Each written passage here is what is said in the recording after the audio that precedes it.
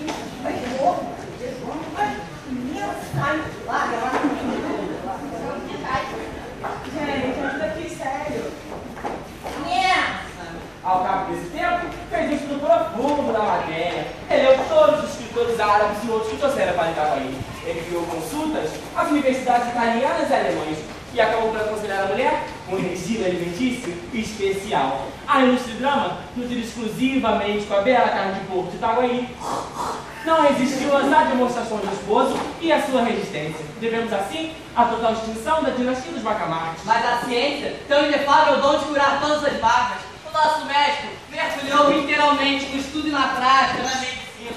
Foi então que o Gecanto lhe chamou especialmente a atenção. O recanto psíquico, o exame da patologia cerebral. Ou havia na colônia, ou no reino, uma só autoridade em tal matéria, mal explorada, ou quase explorada. Simão Bacamarte compreendeu que a ciência lusitana, e principalmente a brasileira, podia cobrir-se de louros inacessíveis, expressão usada por ele mesmo, mas em um arrobo de intimidade doméstica. Segundo convém os sabedores, era modesto. A saúde da alma, bradou ele, é a ocupação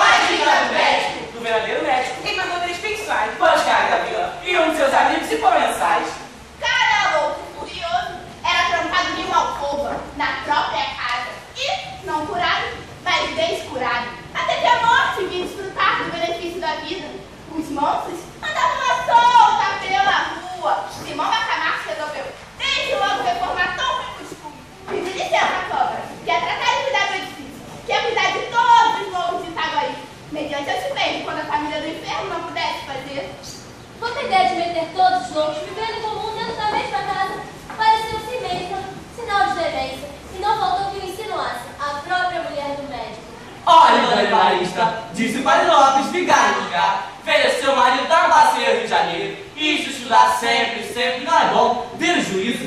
Dona Evarista ficou aterrada. Foi ter com o marido e disse que Estava com desejos. principalmente de vir ao Rio de Janeiro e comer tudo que lhe parecesse adequado a certo ponto. Dali foi a Câmara, onde vereadores debatiam a proposta e defendeu-a com tanta eloquência que a maioria resolveu autorizá-lo que pedira, votando ao mesmo tempo o imposto destinado a subsidiar o tratamento, alojamento e mantimento dos doidos pobres. Os cálculos não são precisos, disse o vereador, porque o doutor Bacamarte não arranja nada. Teve que meter todos os dois na mesma casa. Mas o médico arranjou tudo.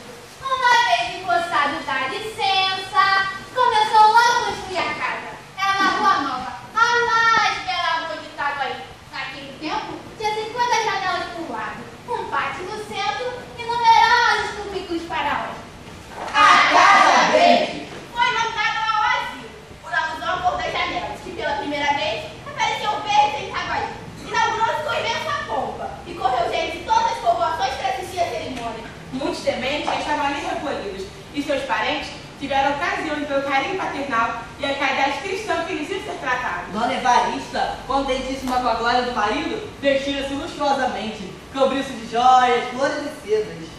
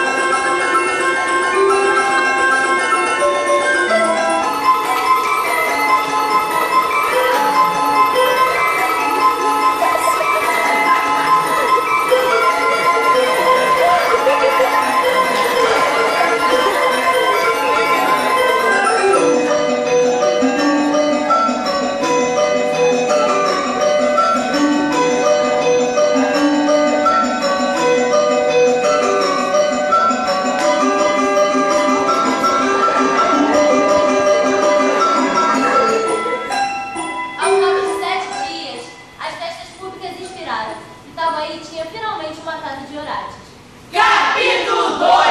Torrente de Lobos.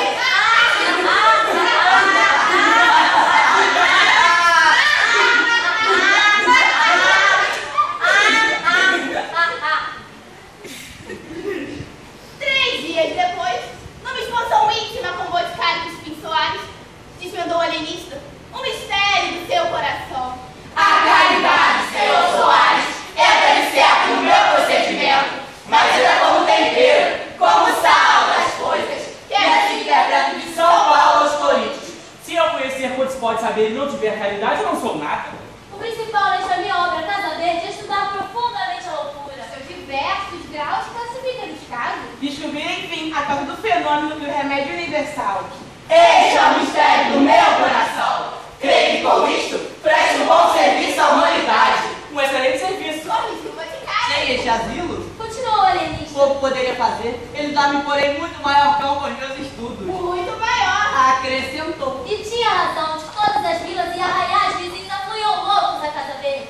Eram curiosos, Eram mansos. Eram monomaníacos. era toda a família deserdada de espírito. Ao cabo de 4 meses, a Casa Verde era uma povoação. Não bastou os primeiros cubículos, mandou-se anexar uma galeria de mais de 37. O padre Lopes confessou que não imaginaram a existência de tantos doidos no mundo, e menos ainda o inexplicável de alguns casos. Por exemplo, um rapaz branco e vilão, que todos os dias depois do almoço faz um discurso regularmente, ornado de trópicos, antíteses e apócrifes, com seus reclamos de grego e latim, e suas bolas de Cícero, Apulei e Tertuliano. O vigário não queria acabar de crer. É o quê? O rapaz que ele vira 3 semanas antes jogando peteca na rua. Não digo que não, mas a verdade é que Vossa Reverendíssima está vendo isso é todos os dias. Quanto a mim, Tornou vigário só se pode explicar pelas confusões na Torre de Babel. segundo nos conta as escrituras. É fácil trocá-las agora, desde que a razão não trabalhe. Essa pode ser a explicação divina do fenômeno. Isso é alienígena depois de refletir um instante. Mas não é impossível que haja alguma razão humana ou puramente científica. E disso se trata. Vai que seja, e fico ansioso, realmente. Os loucos por amor eram 3 ou 4, mas todos espantavam pelo curioso do delírio. O primeiro, um falcão, rapaz de 25 anos, supõe-se estrela d'alva, abria os braços, alargava as pernas para dar certas feições de raiva, e ficava horas esquecido a perguntar se o sol tinha saído para ele recolher-se.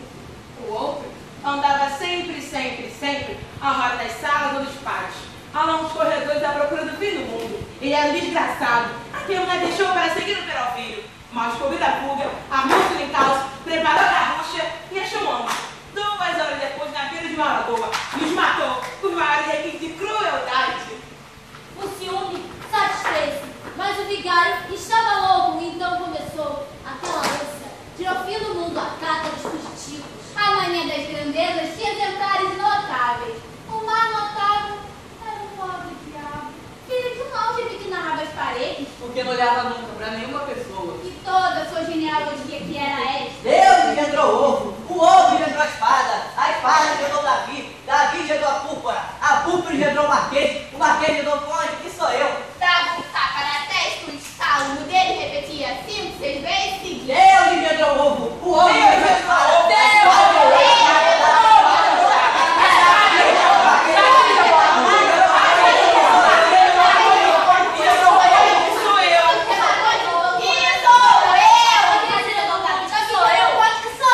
Outra mesma espécie era o escrivão que se vendia como mordomo do rei. Outro, o boiadeiro de Minas, cuja mania era de que boiava toda a gente. Dava 300 cabeças a um, 600 cabeças a outro, 1.200 e não acabava mais. A paciência do alienista é ainda mais extraordinária do que tudo que existia na Casa Verde. Simão Bacamarte começou por organizar um pessoal de administração, aceitando essa ideia do boticário Crispim Soares. Aceitou-lhe também 2 sobrinhos, aprovando o regime que eles deu, aprovado pela Câmara, da distribuição de roupa e comida. Era o melhor que se podia fazer para somente cuidar do seu ofício. A Casa Verde é agora uma espécie de mundo, onde há o governo temporal e o governo espiritual. E o padre Lopes ria deste trocado, com a fitando de dizer que era uma chalaça. Deixa estar, que ele mandará denunciar ao Papa. Uma vez exonerado da administração, o Corinthians procedeu uma vasta classificação dos seus enfermos. Dividiu-os primeiramente em 2 classes principais: os furiosos e os mansos.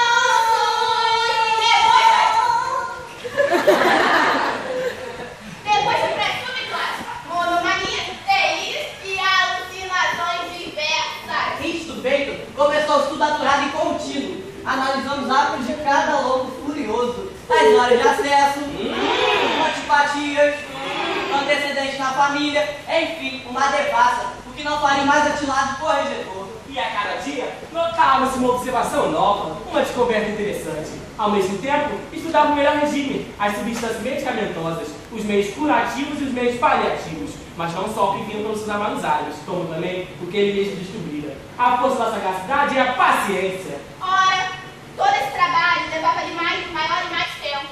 Mal comia e mal dormia. E ainda comendo, era como se trabalhasse. Porque ora questionava um texto antigo, ora ruminava uma questão. E muitas vezes ia de um cabo ao outro jantar, sem dizer uma só palavra, dona Evarista. Capítulo 3, Vim, Deus sabe o que faz. No final dos 3 meses, Dona Evarista achou-se a mais engraçada de todas as mulheres. Caiu uma profunda melancolia, comia pouco, ficou amarela e suspirava a cada canto. Ai. Um dia ao jantar, como se perguntasse o marido que tinha, respondeu tristemente que nada. Foi ao ponto de dizer que se sentia tão viúva como dantes e acrescentou: Quem diria nunca que meia dúzia de lunáticos? E não acabou a frase, ou antes, acabou levando os olhos ao teto. Os olhos que eram a feição mais insinuante, negros, grandes, levados à luz úmida como da aurora. Consigo que varão passeio ao Rio de Janeiro. Dona Evarista sentiu faltar-lhe o chão debaixo dos pés. Nunca vi no Rio de Janeiro, a não ser sequer uma parte da sombra que ele era antes. Todavia, era algo mais que Itaguaí. Mas um dardo atravessou o coração de Dona Evarista. Disse que se o marido não ia, ela não iria também, pois não havia de se meter sozinha pelas estradas. Irá com a sua tia? Oh, mas o dinheiro será preciso gastar. Que importa? Temos ganho muito. Ainda salão do escritório prestou-me contas. Queres ver? Dona Evarista ficou deslumbrada. Era uma Via Láctea de algarismo. Depois essa de estava dinheiro. Deus, eram montes de ouros, eram 1000 cruzados sobre 1000 cruzados, dobrões sobre dobrões, era opulência. Enquanto ela comia o ovo, com seus olhos negros, ele gritava com a mais pérfida das alusões. Quem diria nunca que meia dúzia de lunáticos Deus sabe o que faz. 3 meses depois, efetuava-se a jornada. Dona Evarista? Tia, a mulher do boticário. O sobrinho deste? Um padre que ele conhecera em Lisboa. E que porventura achava se estava aí? Se vocês fazem 4 mucambas. Tal foi a comitiva que a população viu dali sair, e certa manhã do mês de maio. As despedidas foram tristes para todos, menos para o alienista. Conquanto as lágrimas de Dona Evarista fossem sinceras e abundantes, não chegaram a abalá-lo. Adeus! Soluçaram as minhas damas do boticário. E partiu a comitiva.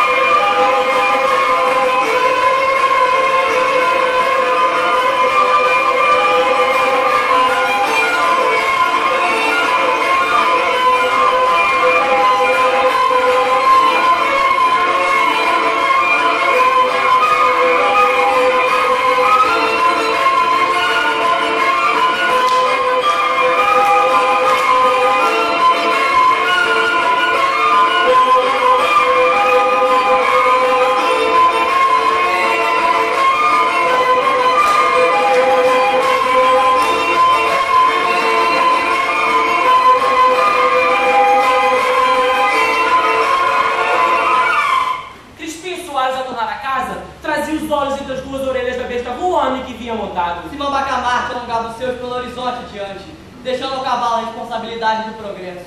E mais vivaz do gênio do vulgo. Um filho ao presente com todas as suas lágrimas de saudade. O osso devasso futuro com todas as suas auroras. Capítulo 4. Uma teoria nova. Ao passo que Dona Evarista vinha em lágrimas ao Rio de Janeiro, Simão Bacamarte estudava por todos os lados. Um dia de manhã, Eram passadas 3 semanas. em seu pessoais ocupado em terminar de temperar o seu medicamento, vieram dizer para a revista mandar chamar. Trago notícias importantes, acrescentou o portador.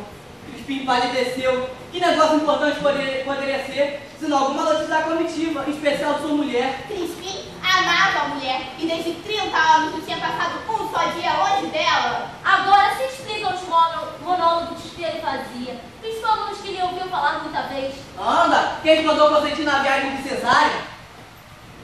Bajulador. Torpe bajulador. Só para doar o doutor Bacamarte, né? Pois agora aguenta-te. Anda, aguenta-te. Alma de lacaio, fracalhão, vil, miserável, Desameaçou, não é mesmo? Aí sem lucro, bilque. E muitos outros nomes feios. Que o homem não deve dizer aos outros. Quanto mais a si mesmo. Daí a imaginar o efeito do recado. É o nada. Tão depressa voou a casa dele. O alienista recebeu com alegria digna de um sábio. Estou muito contente. Notícias do nosso povo? Trata-se de uma experiência científica. Mas de uma experiência científica que vai revolucionar a face da Terra. A loucura, até hoje objeto dos meus estudos, era uma ilha perdida no oceano da razão. Chego a suspeitar que é um continente. Disse isto para ruminar o pasto do boticário. Depois, ele explicou sua ideia. No conceito dele, a insânia abrangia uma vasta superfície de cérebro. Gracioso, muito gracioso. Falou com os pessoais que mandaram voar aos céus. Quanto à ideia de ampliar o território da loucura, achava o boticário extravagante. Mas a modéstia, principal adorno de seu espírito, não lhe sofrera confessar nada além de um nobre entusiasmo. Declarou sublime, verdadeira e acrescentou Que era caso de batata. Naquele tempo, Itaguaí não dispunha de imprensa. Tinha 2 modos de divulgar uma notícia. Por meio de cartazes manuscritos e pregados nas paredes e portas de Câmara da Matriz, Ou por meio de matraca. lado com a matraca na mão. De quando em quando, tocava.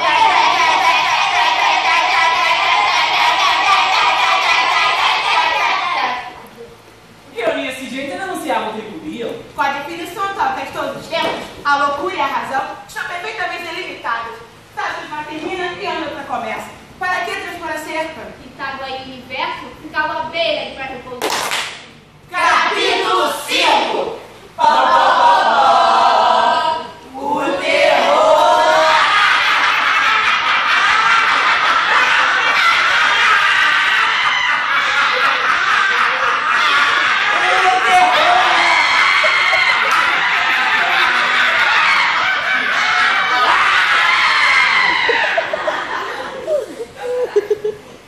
Obrigada, tá? 3 dias depois, a população ficou consternada ao receber a notícia que o certo pode foi recolhido da Casa Verde. Impossível! Foi impossível. Ele foi recolhido hoje de Mas manhã. na verdade ele não merecia.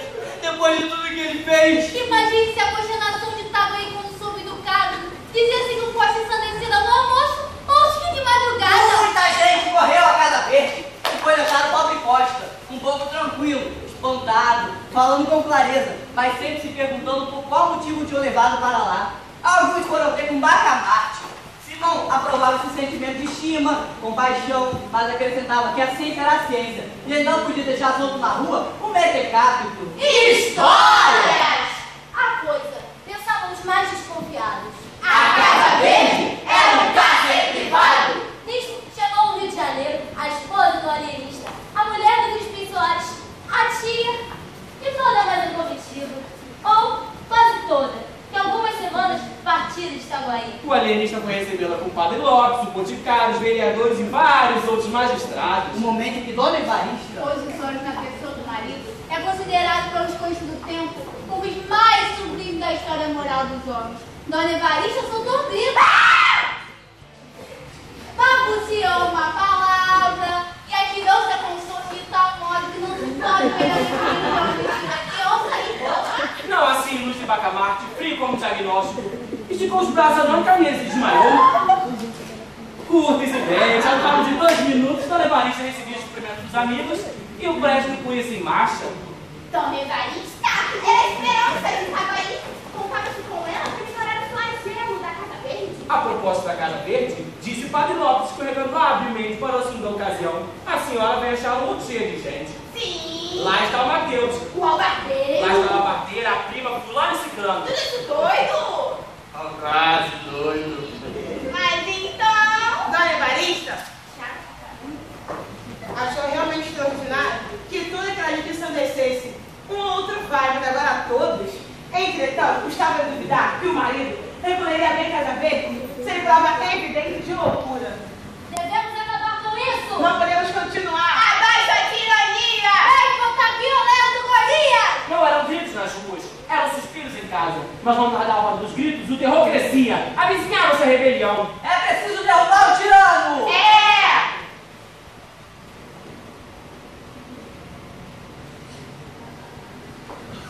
Capítulo 6. A rebelião. Me solta! Cerca de 30 pessoas ligadas ao barbeiro, redigiram e levaram uma representação à Câmara. Mas a Câmara recusou aceitá-la, dizendo que a Casa Verde era uma instituição pública.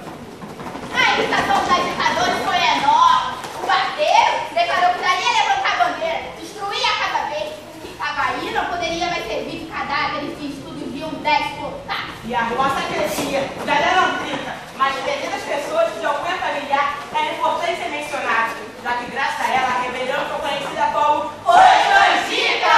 E o movimento ficou célebre com o nome de Revolta dos Canjicas. Dona Evarista teve notícia da rebelião antes que ela chegasse. No momento da ocasião, provava o vestido de seda e não quis crer. Há de ser alguma patuscada. Ô Benedita, vê se a barra tá boa. Está melhor do que bolsinha, está ótima. Filho bocadinho, está ótimo. Não é patuscada não, senhora. Estão brigando lá fora. Morra, doutor Bacamarte, morra o alienista. Não é esse estado. Cala a boca, tolo. Ô Benedita, a risca azul não segue até o chão.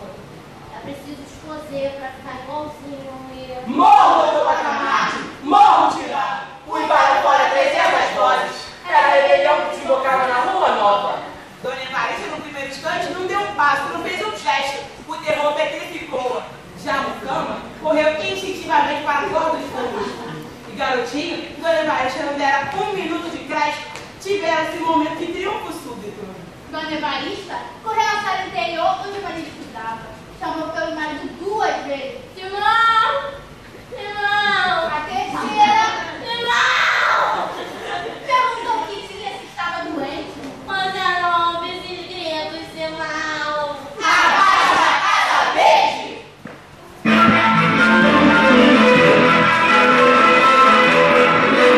O Helenista caminhou pela mão da fé, onde a rebelião também chegava e parava.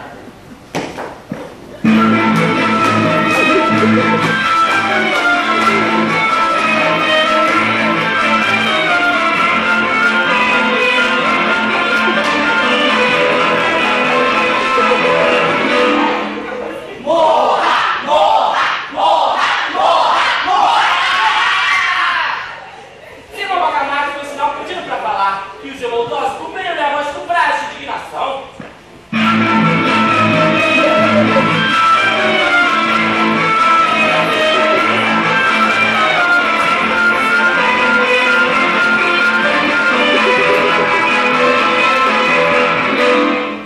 Direi pouco.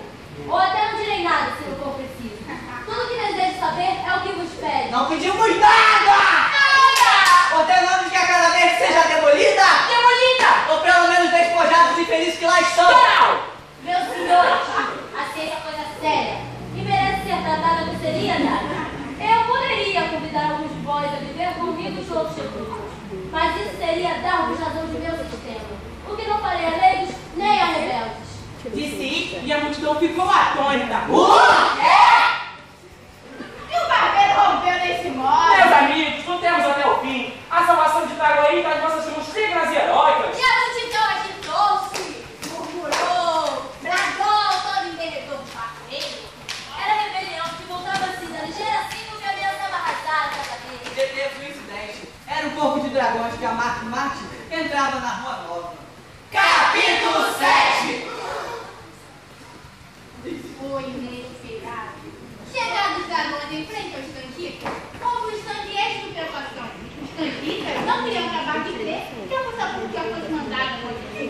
Mas o barbeiro compreendeu tudo e esperou. Os dragões pararam. Os dragões pararam.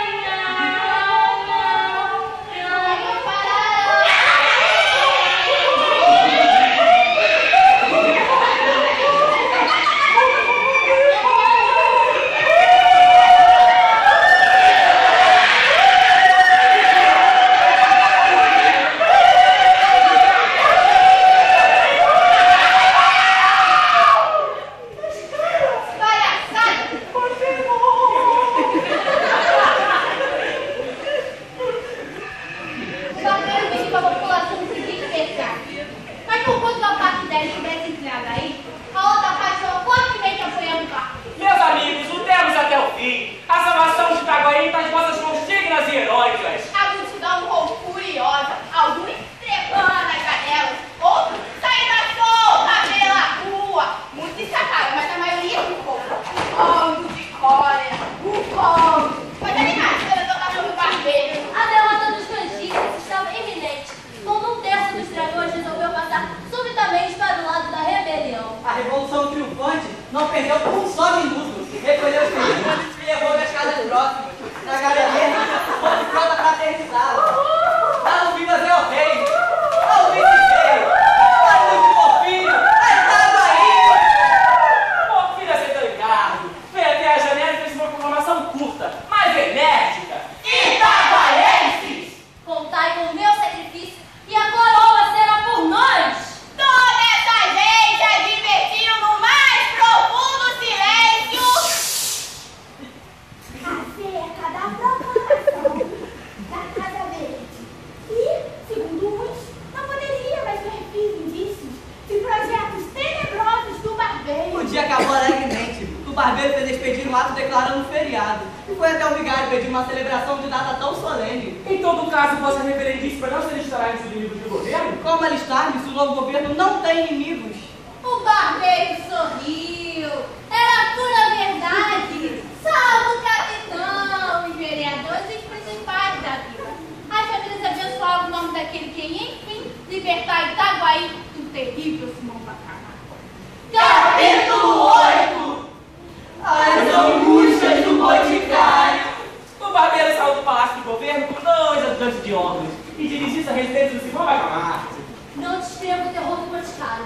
Ao ouvir dizer que o barbeiro ia à casa do Simão Bacamarte. Vai entendê-lo. E recobraram-lhe com angústia a esposa, senhora Mágica, amiga particular de Dona Evarista, dizia-se que o lugar dele era lá do Simão Bacamarte. Aí, quando não teve outra ideia para lhe aconselhar o marido a ficar doente e se metesse na cama, Vai conferir a casa do doutor Simão Bacamarte. E vai acompanhado de gente. Disse pra mulher no dia seguinte ao lado da cama. Uma ideia atrás da outra, o boticário logo concluiu que uma vez preso o alienista, viriam também buscar na qualidade de cúmplice. Então ele ergueu-se, disse que estava bom e queria sair, e mesmo com todos os protestos da consorte, ele foi. foi ao palácio do governo e mostrou-se admirado de ver como trataram. Deram-lhe cadeira, elogios, refrescos. E disseram que sua senhoria não tardava. Tinha ido à Casa Verde um negócio importante, mas ela não tardava. Capítulo 9. 2 livros casos. Não demorou o alienista em receber o barbeiro. Disse que não tinha meio de resistir e que, portanto, estava prestes a obedecer. Tudo que pedia era que não fosse ser constrangido a ponto de ver pessoalmente a destruição da Casa Verde. Engana-se, vossa senhoria, disse o barbeiro depois de uma longa pausa. Engana-se, atribuir a cada vez intenções vandálicas. Aceitamos as mãos bem sobre na cama. O alienista mal pôde simular assombro. Ele disse que esperava outra coisa: o arrelamento do hospício, a prisão dele, o desenterro, tudo menos. O que lhe peço é que de alguma maneira demos alguma satisfação ao povo. Quantos mortos e feridos ontem no incidente? Onde nós vimos inferidos. 11 mortos e 25 feridos. 11 mortos e 25 feridos. 11 mortos e 25 feridos. 2 livros casos. Capítulo 10. A restauração. Dentro de 5 dias, o alienista meteu na Casa Verde 50 colaboradores de todo o governo. O povo indigna. Ele é o partido. Ele é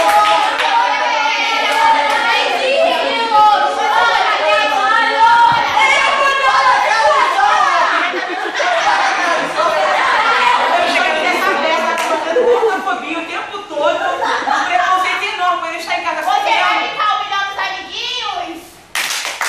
Tranquilo.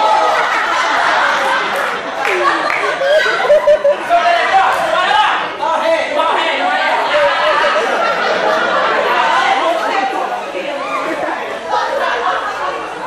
Desde que falaram da momentânea lesão dos visuais da Revolução dos Candicas, o alienista mandou capturá-lo. O alienista começou o mês Deus completar a Casa Verde. E ele estava padecendo da Demência dos touros.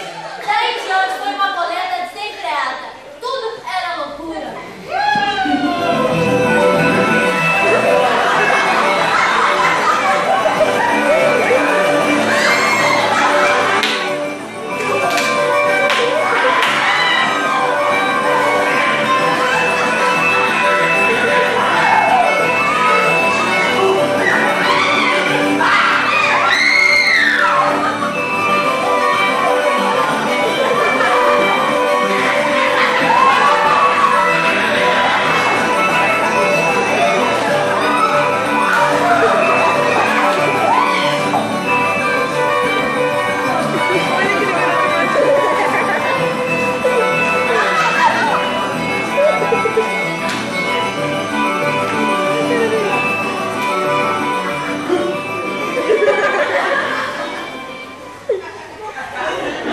Ele respeitava as namoradas, mas não poupava as namoradeiras, dizendo que as primeiras cediam ao impulso natural e as outras a um grande vício. Onde é que esse homem vai parar?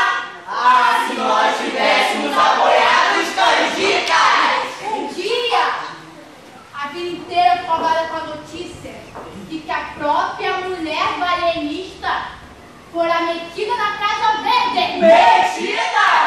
Ninguém acreditou. Mas era pura verdade. Dona Heloísa foi metida às 2 horas da madrugada.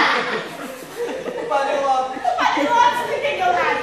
Foi lá e interrogou discretamente o alienista acerca do caso. Ele explicou que o caso de Dona Evarista era de mania sulpicariana, não curada, mas digna de caso de estudos. Quanto boa, dentro de 6 semanas! E a abnegação do luxo médico deu um grande realce. Conjunturas, diversões, desconfianças, tudo caiu por terra, desde que ele não precisou recorrer a cada vez de sua própria mulher, a que ele amava com todas as forças da alma. Era um grande homem, austero. Capítulo 11. O assombro de Itaguaí! O assombro de Itaguaí! O assombro de Itaguaí!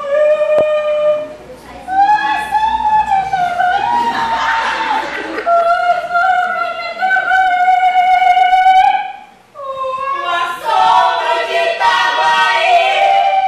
E agora, prepare-se para o mesmo assombro em que ficou a vila. Ao saber um dia Que todos os lobos da Casa Verde iam ser postos na rua.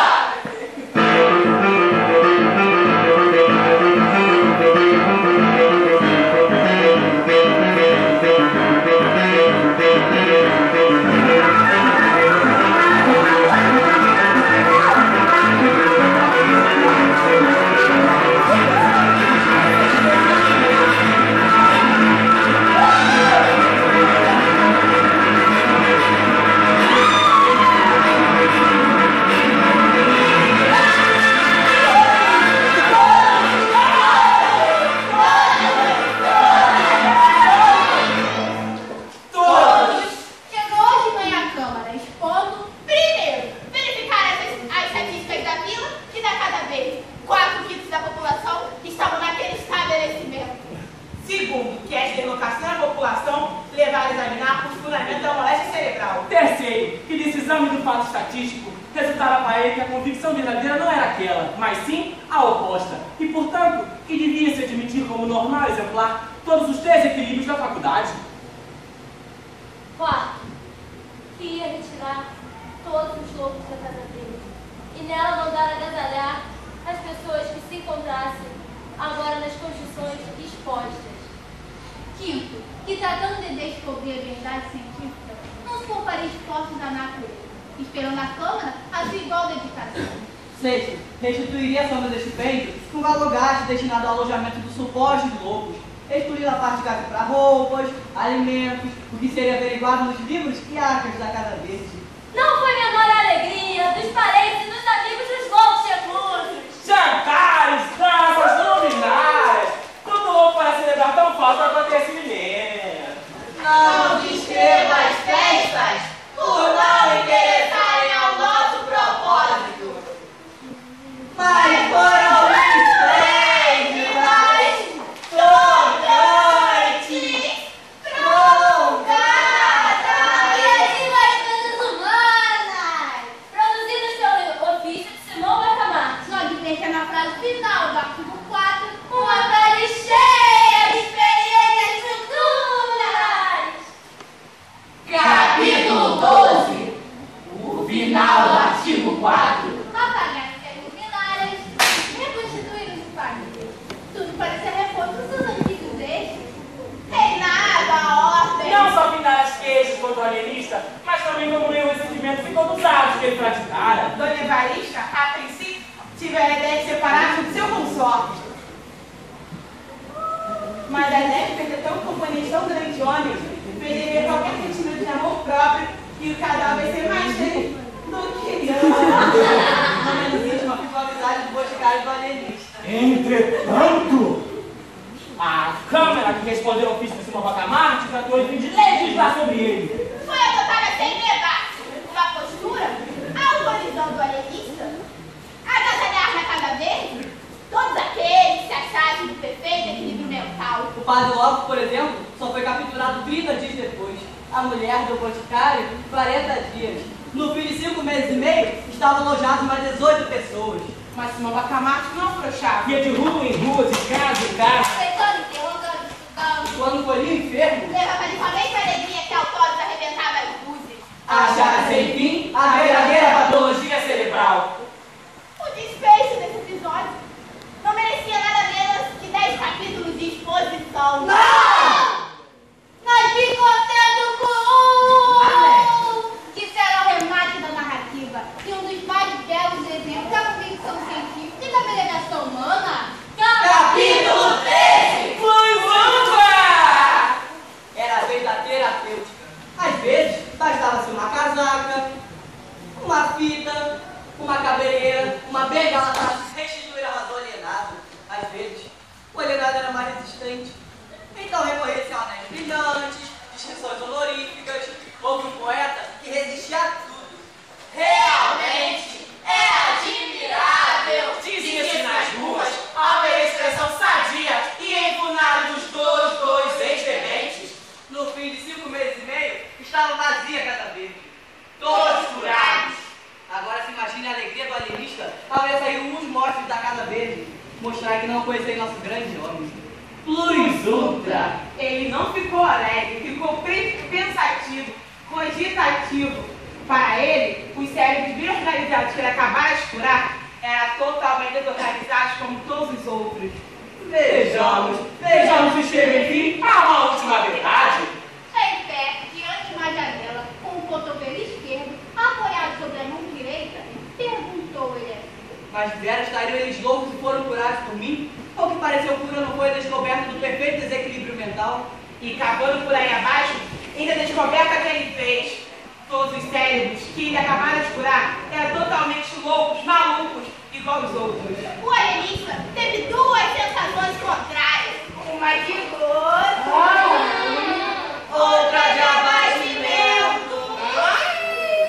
Porém, detectou em si mesmo o perfeito equilíbrio moral e mental. Duvidou logo é certo. E chegou mesmo a concluir que era ilusão. Mas sendo um homem prudente, tomou como conselho de amigos. A quem a opinião foi afirmativa.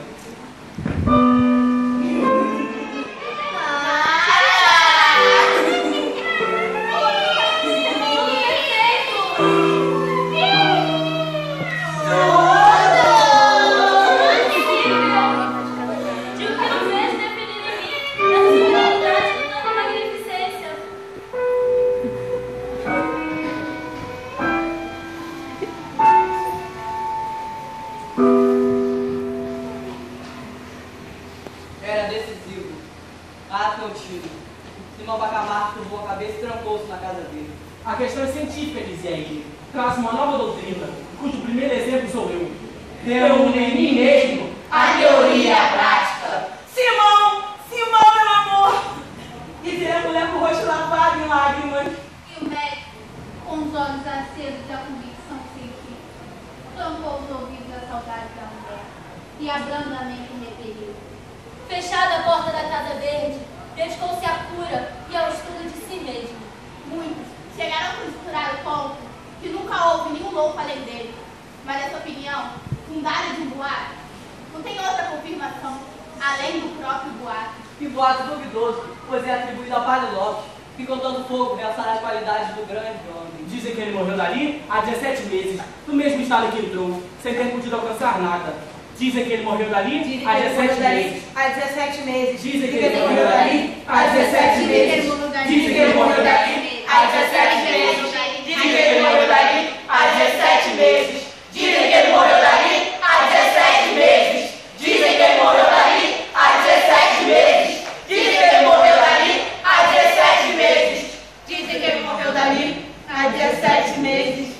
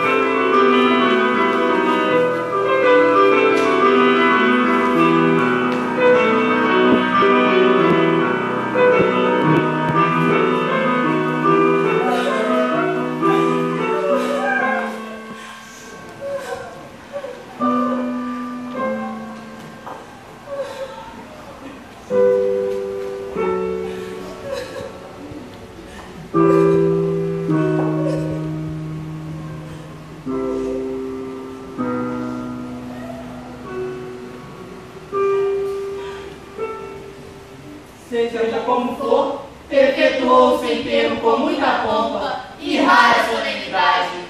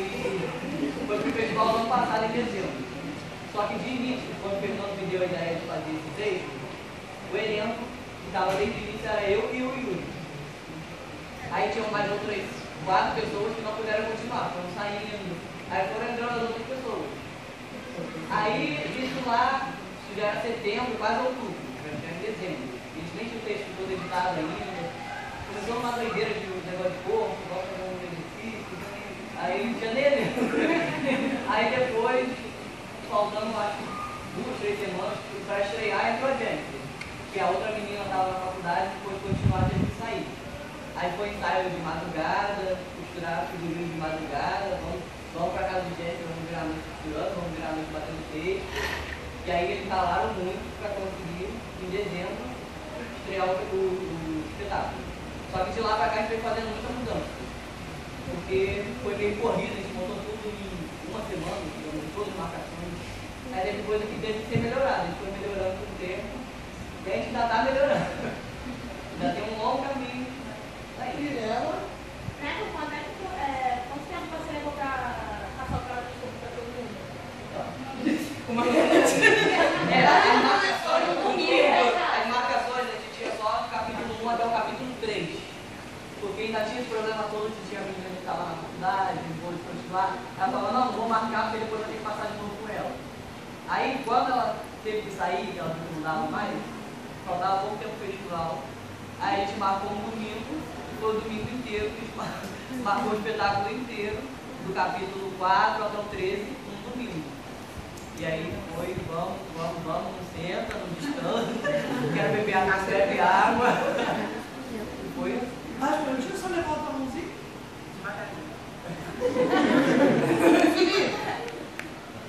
Para você, Mário, como diretor, como você interpretou o Simão Bacamarte? Para você, ele era realmente um louco ou ali ele era o único normal e todo mundo era louco? Para mim ele só era... Ele foi louco pelo estudo dele. Eu acho que ele foi fundo demais do que ele tinha que fazer no estudo dele. Eu acho que ele foi demais. Por isso que ele enlouqueceu, porque as pessoas, ele achava que todo mundo era maluco, quando na verdade ele acha que é ele que é maluco. Então isso tudo foi culpa do estudo dele, porque ele saiu para viajar, virou médico, e aí voltou e decidiu que ia trabalhar sobre os cérebros, sobre os malucos, e aí ele começou esse estudo. Para mim ele não é nem ruim, nem bom. Para mim ele está no meio termo, porque ao mesmo tempo que ele fez muita coisa boa, ele fez muita coisa ruim, ele fez a própria esposa na casa dele. Então, eu acho que mais, pode levantar a mãozinha, tá? Professor Hélio. Eu gostaria, primeiramente, né, de dar os parabéns para vocês, né, porque é realmente um texto clássico, né, da literatura brasileira, extremamente difícil a linguagem dele, né, eu fiquei pensando assim, vocês colocaram assim, poderiam ter escolhido uma solução de colocar os personagens de uma maneira convencional, né, e vocês fizeram uma linguagem que paira pela questão mesmo da coreografia, da dança, né? Vocês colocaram, no caso, a própria vestimenta do louco, né? O louco em cena, e vocês alternando falas, alternando, basicamente o narrador prevalecendo, né? E eu achei isso assim incrível, né? Como você pega um texto que é assim, já uma tradição já que a gente pode considerar clássica, e colocar uma linguagem moderna, né? Uma linguagem de vanguarda, né? Eu achei esse cruzamento, achei super interessante, né? Agora eu vejo que a grande questão do alienista, né, é a questão da verdade científica, né? Que no fundo mesmo a gente vai ver que essa verdade, essa busca de uma pureza, ela não existe, né? Buscar o elemento na sua essência, né? A ciência tinha essa utopia de buscar algo puro, né? Então você separar, alienar o anormal do normal. Isso não tem, isso o Machado de Assis mostra isso, que não existe essa separação rígida, né? Todos nós somos um pouco de louco, sim, né? E essa foi a grande verdade que ele descobriu, ele querendo ser o único normal, acaba por se internar. Né? E a gente vê que não existe isso, não existe coisas rigidamente separadas, fronteiras rígidas, e ele mostra isso muito bem, e vocês expressaram para nós isso muito bem. Tá?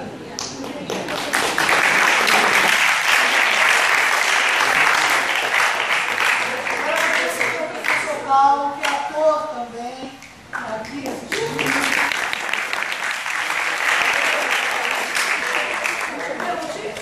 Não?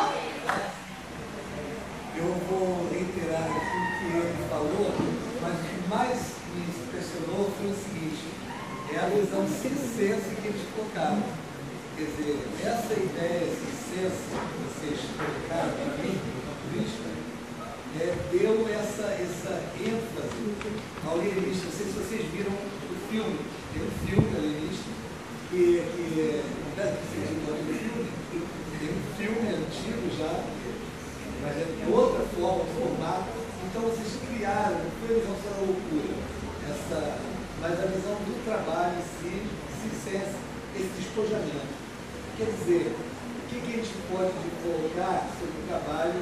Eu não faço um trabalho, você trabalho de dirigir, eu acho que eu gosto dessa produção, essa coisa, esse trabalho que começa, o trabalho chamado teatro de escola, que eu acho que todos nós, quem participou, eu também participei da escola, quem veio desse teatro, é um teatro importante, né? Eu acho que participar desse trabalho, é experimentar dirigir, experimentar atuar, experimentar fazer cenário, que a gente pensa, não tem cenário, mas tem um cenário. Quando você vai fazer o trabalho de direção, mesmo que não tenha um cenário aparente, mas eles conseguiram criar o cenário no imaginário, quer dizer, passar para quem está aqui. Então, é isso que mostra a possibilidade de fazer o teatro, que eles chamam de teatro escolar, não é a questão de dizer assim, está inferiorizando o teatro, ao contrário. Nós perdemos isso, são pouquíssimas escolas que têm o teatro na escola, que tem um palco, inclusive, tem um palco que se possa desenvolver o teatro. Então, o jogo teatral que vocês fizeram, quer dizer, sem se importar com aquele dado que tem o teatro, vou chegar ao teatro profissional, mas é esse jogo que é importante, é o que faz ficar bonito e que faz ficar verdadeiro, da maneira como vocês colocaram. Então, eu quando estava aqui sentado e vendo a atuação de vocês, o trabalho, a montagem, na minha cabeça ficou assim, como que foi feito, né? Ele respondeu já. Em um dia, em uma madrugada. Então, isso é que é o fantástico do jogo teatral nessa hora que vocês fizeram, que não se deve perder nunca. Não é que ele vá meses. Então, uma produção, por exemplo, já está meses. Então, para se resolver. Então, essa coisa do lado da Franciscença é como que se resolve o trabalho teatral em cena. Então, eu acho que vocês estão de parabéns. Eu acho que estimular, o que o Fernando faz aqui, eu acho que estimular esse trabalho, desenvolver esse trabalho cênico, sem se preocupar com os grandes artifícios, mas com a vontade de fazer. Eu acho que é isso que move quem gosta de fazer teatro. Gostar de fazer teatro, gostar de fazer teatro pensando que vai fazer ou sucesso ou vai ganhar dinheiro, esquece isso. Mas é essa vontade de fazer que faz o espetáculo bonito. Então, eu acho que vocês estão de parabéns. Gostei. A direção, eu vi assim, mas na minha cabeça eu não sabia exatamente como é que estava a direção. Mas aí quando ele falou, a direção, a adaptação, foi assim, bom, ficou muito, eu gostei. Então acho que todos vocês estão de parabéns por presenciar um trabalho assim dentro da escola. E é pena que às vezes a gente não pode ver mais, né? O ofício do chão. Mas eu acho que tem que seguir. E eu gostei, gente que eu vejo dia a dia e me atuando. Então ele mesmo, primeira vez que eu vejo atuando. Então, parabéns.